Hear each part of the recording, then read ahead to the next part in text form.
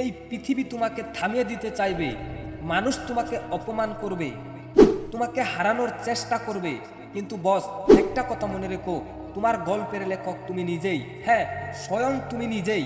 তোমাকে কেউ দয়া করে জয়ী হতে দিবে না। তুমি যদি জয়ী হতে চাও তাহলে তোমাকে লড়তে হবে। এই পৃথিবীতে কেউ তোমাকে সফল হতে দিবে না।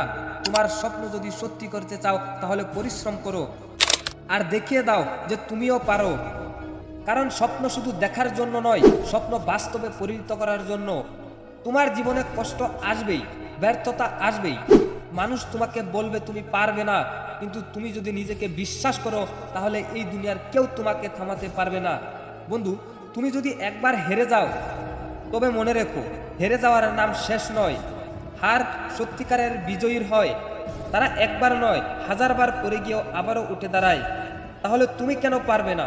প্রশ্ন করো নিজেকে।